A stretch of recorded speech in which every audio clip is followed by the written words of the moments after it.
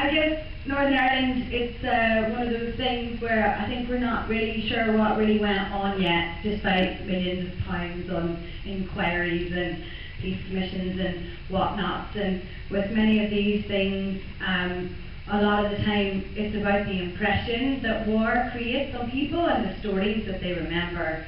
So this is kind of like the stories that I've heard about Northern Ireland, and also about moving beyond war. And a training ground for the British Army.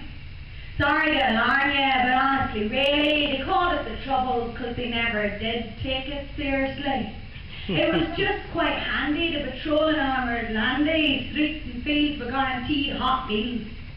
A foreign, hostile land, without the sun or sand, not too far from England.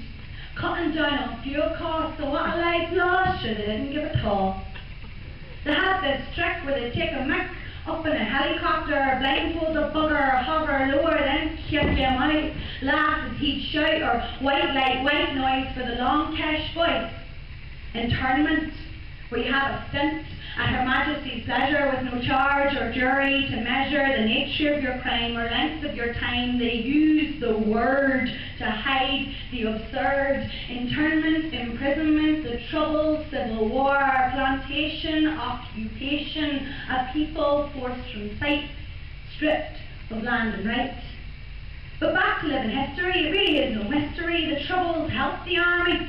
This little occupation didn't cause a refugee situation. The people ran away to see another day on foreign building sites, or worked nights at a cousin's Irish pub, found a way to slug it out this Northern Irish route.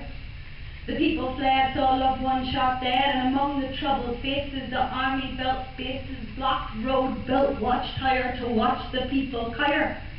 And when the IRA got real power, by bombing a Brighton hotel, making Maggie see the hell that she had unleashed on many a person's head, saw her own loved ones dead, Maggie said, I think it would be wise to talk and compromise. And a quarter of a century later, we still berate her, the hunger striker hater. And as we try and reason why too many people die, I say disband army. They have little sympathy with the civilian population. They worsen a situation. We need an army of social workers, doctors, who take your 19-year-old job and find him a better job. Train him in chemotherapy, because where I'm from, cancer's the new enemy. And my mom on an 18-month waiting list to see a psychiatrist or physiotherapist.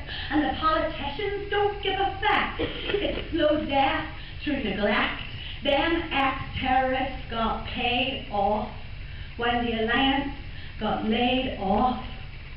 My mum marched for civil rights, joined the peace people, stayed out of fights.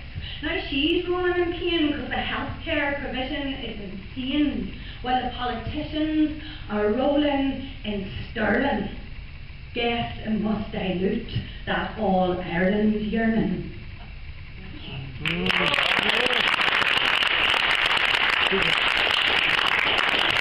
Thank you very much, and I'm lucky enough. Thank you very much for letting me do that in Imperial War Museum. I got to go on to the committee rooms of the House of Commons to it was youth parliament, a bunch of school kids. Yes, I got to say this parliament on a Saturday, and I was lucky enough to be featured on this website called War Poetry, and if you type in war poetry, it should be the first thing that comes up on Google. And and you click on Northern Ireland, there's me and one other person in Northern Ireland. So if you'd like to see a selection of my war poetry, you can go on there and find that.